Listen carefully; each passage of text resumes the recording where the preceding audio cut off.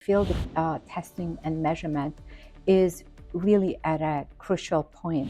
What AI can deliver is really make assessments personalized. Welcome to the Voices of Women Leadership podcast. I'm delighted to be joined by Kadriye Ercikan. There's not a single type of women leader. What I'm excited about is this interactivity, personalization, and more engagement, deeper engagement of learners and test takers. You're our hope. We really need these new perspectives in rethinking the foundations of testing and measurement. So we're looking at you to help shape the next generation of field and measurement. Welcome to the Voices of Women Leadership podcast. One of the things I enjoy most about these conversations is the opportunity to sit down with the women whose work has shaped not just organization but entire fields. Today's guest is someone who has spent her career asking most important questions about learning, opportunity, and how we create systems that are fair for everyone. I'm delighted to be joined by Kadriye Ercikan, Senior Vice President for Global Research at ETS. Over the years, Kadriye has been a leading voice in research and assessments, helping drive conversations around innovation, quality, equity, and education around the world. Kadriya, you have led through periods of tremendous change in education and you have helped shape some of the most important conversation in our field. It is a privilege to have you with us today, and I'm so excited to dive into your story. It's so nice to be here, Mona. Thank you so much. People often talk about leadership as a serious responsibility. What's something about your leadership style that might surprise those who work with you? Thanks for asking that very interesting question. I lead ETS's Research Institute and I lead about 200 people. But I think what's important to think about is that leadership is so personal. Our work is so human centered. So when I think about leading my group, leading the work that we do, I think about each individual in my group. How do I connect with them? How do I understand their thinking so that I can engage them in the work that we're doing in a way that's really meaningful and provides rewarding experiences for them and really helps jointly drive us in the direction of making a positive impact in the world through the research that we do, through the assessments that we deliver to the world. Yeah, it's very fascinating. Let's talk a little about the work that has shaped so much of your journey. As technology and AI continue to reshape the education, what opportunities excite you most for the future of assessment? Excellent question. I think what our field, the field of testing and measurement, is really at a crucial point. What AI can deliver is really make assessments personalized, um, uh, really reach the individual, the test taker, the learner where they are by personalizing assessments, aligning them to their own interests, aligning them to their cultural backgrounds, and really optimizing their chances of demonstrating their knowledge, skills, and competencies we're interested in measuring in a way that's engaging for them, that in a way that is rewarding for them, also removes some of the barriers that may be created through standardization.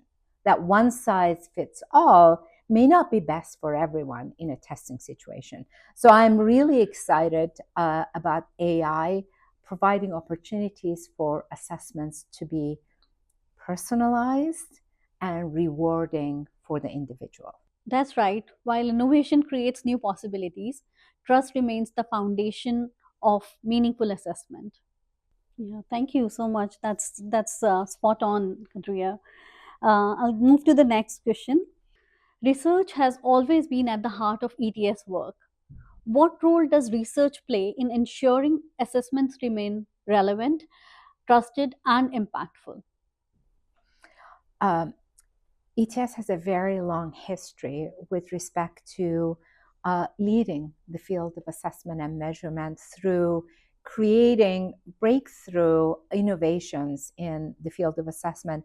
At every phase of assessment, you see ETS researchers' imprints in ways that drove innovation and making assessments better for better impact on the world.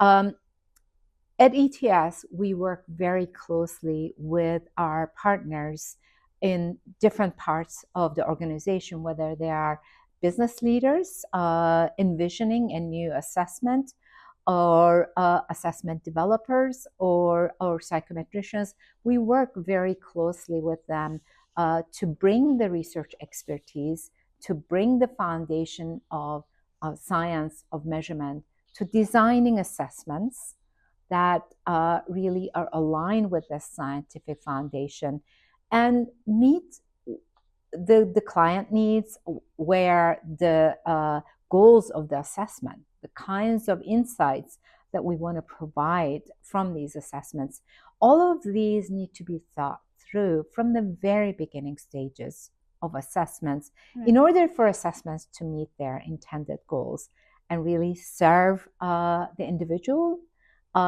taking the test, decision makers using these assessments to inform their decisions and influence positive impact in the world.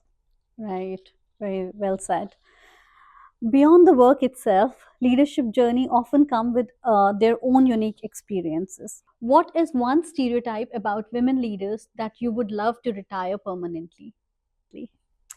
Such a good question. I think one thing that I want to highlight is that there's not a single type of women leader. Right. When you think about men leaders, people realize there are all kinds of male leaders, that they don't have to be functioning in a particular way to be a good leader. That's not the case with respect to women leaders. So I think one thing to think about women leaders is that, similar to men, there are very different types of leadership styles that women bring to the table based on their own experiences, based on what they thought worked well for them. We all emulate good leaders that we've learned from, starting from our parents, from our teachers, and from our managers, our leaders, who've been really effective in shaping our successes and driving us in positive directions. So I think one thing to think about women leaders is that there are very different kind of women leaders. There are some very tough decision makers. There are others that are very compassionate and very insightful, and really drive success in different ways. So there's not a single kind of women leader in the world. Right. That's something to keep in mind. Yeah, this is so powerful. Beyond the work itself, leadership journeys often come with their own unique experiences. What advice would you give to newcomers pursuing a career in psychometrics? You're our hope. We really need these new perspectives in rethinking the foundations of measurement, testing, and measurement. We have been trained in very specific methodologies, ways of thinking about how you capture data and what kind of sense you make of that. We need the newcomers to really rethink about different ways, multimodal data, different methodologies, not just the psychometric models, but going beyond that to help us think through some of the foundational issues. So we're looking at you to help shape the next generation of field of measurement.